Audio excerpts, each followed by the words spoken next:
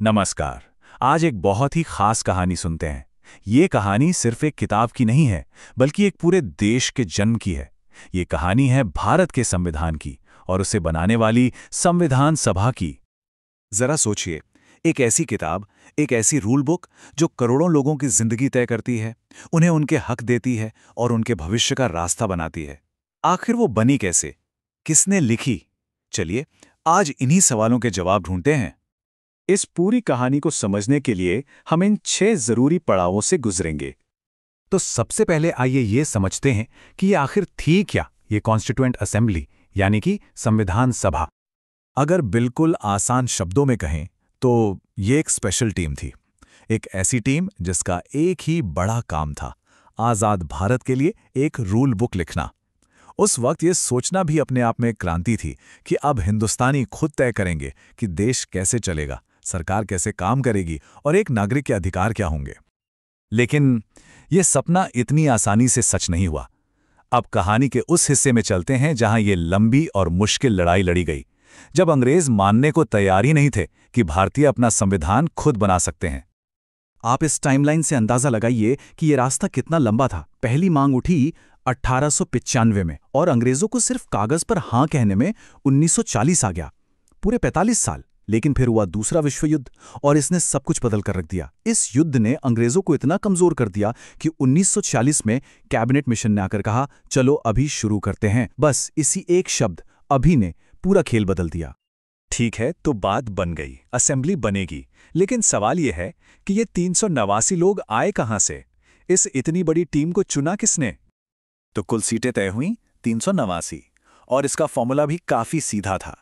एक मोटा मोटा हिसाब था कि हर 10 लाख लोगों पर एक प्रतिनिधि होगा। अब ये 389 सीटें भी दो हिस्सों में बटी हुई थीं। 296 सीटें उन इलाकों से थीं जहां अंग्रेजों का सीधा राज था और बाकी 93 सीटें देसी रियासतों से। और यहीं पर एक ट्विस्ट है। ब्रिटिश भारत वाली सीटों के लिए ना लोगों ने सीधे वोट नहीं किया, बल्कि उनके चुने हुए नेताओं ने वोट करके प्रतिनिधि भेजे। और रियासतों का तो अलग ही मामला था, वहां तो चुनाव हुए ही नहीं, वहां के राजाओं ने अपनी पसंद के लोग सीधे भेज दिए। टीम तो बन गई, पर देश का माहौल वो बहुत खराब था, बहुत ज्यादा तनाव था। और जब ब्रिटिश भारत की 296 सीटों पर चुनाव हुए तो जो नतीजे आए, उन्होंने मानो आग में घी का काम कर दिया। कांग्रेस को मिली 208 सीटें, जबरदस्त बहुमत, और मुस्लिम लीग को 73 सीटें। इन नतीजों को देखकर मुस्लिम लीग को लगा कि एक साथ भारत में उनकी आवाज दब जाएगी। बस उन्होंने असेंबली का बहिष्कार कर दिया और अलग पाकिस्तान की मांग के लिए डायरेक्ट एक्शन डे का ऐलान कर दिया, जिसके बाद देश ने बहुत बुरा और दुखद दौर देखा। एक तरफ बहिष्कार, देश में इतनी उथल पुथल, और इसी माहौल के बीच आखिरकार संविधान सभा की पहली बैठक हुई। पहले हफ्ते के ये 3 दिन इतिहास में हमेशा के लिए दर्ज हो गए। 9 दिसंबर को सभा के सबसे बुजुर्ग सदस्य डॉक्टर सच्चिदानंद सिन्हा को अस्थायी अध्यक्ष बनाया गया। 2 दिन बाद 11 दिसंबर को डॉक्टर राजेंद्र प्रसाद को स्थायी अध्यक्ष चुन लिया गया। और फिर 13 दिसंबर, इस दिन जवाहरलाल नेहरू ने वो ऐतिहासिक ऑब्जेक्टिव रेजोल्यूशन पेश किया। ये ऑब्जेक्टिव रेजोल्यूशन क्या था? ये एक तरह से हमारे संविधान का ब्लूप्रिंट था, उसकी आत्मा।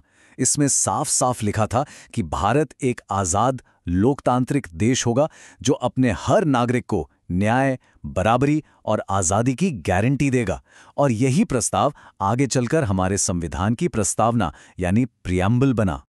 चलिए, अब आते हैं कहानी के सबसे आखिरी और सबसे जरूरी हिस्से पर, असली काम पर, यानी संविधान को लिखने के उस विशाल काम पर। 2 साल, 11 महीने और 18 दिन, ये सिर्फ एक समय नहीं है, ये सबूत है उस मेहनत का, उन बहसों का, उन चर्चाओं का जो करोड़ों लोगों का भविष्य लिखने के लिए की गई। यहाँ एक बहुत ही दिलचस्प बात है। हमारा संविधान तो 26 नवंबर 1949 को ही बनकर तैयार हो गया था, लेकिन उसे लागू करने के लिए 2 महीने का इंतजार किया गया। क्यों? आखिर 2 महीने का इंतजार क्यों? क्योंकि 26 जनवरी की तारीख बहुत खास थी। 1930 में इसी दिन पूर्ण स्वराज यानी पूरी आज़ादी का ऐलान हुआ था। बस उसी ऐतिहासिक दिन को सम्मान देने के लिए ये तारीख चुनी गई। तो ये थी हमारे संविधान के बनने की कहानी। पर जैसा मैंने कहा, यह सिर्फ एक कानूनी दस्तावेज नहीं है, यह अपने आप में एक कला का नमूना भी है। पता है, हमारे संविधान की जो असली कॉपी है वो प्रिंटेड नहीं है, उसे हाथों से लिखा गया है। प्रेम दिहारी नारायण रायजादा नाम के कलाकार ने खूबसूरत कैलीग्राफी में, कितनी कमाल की बात है ना। और उस हाथ से लिखी कॉपी पर 284 सदस्यों ने दस्तखत किए। सबसे पहला दस्तखत जवाहरलाल नेहरू का और सबसे आखिरी सभा के अध्यक्ष डॉक्टर राजेंद्र प्रसाद का।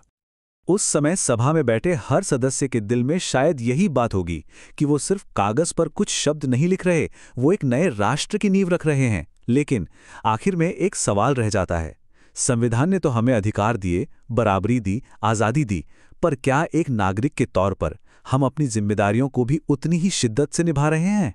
ये सवाल हम सबके लिए है, सोचिएगा जरूर।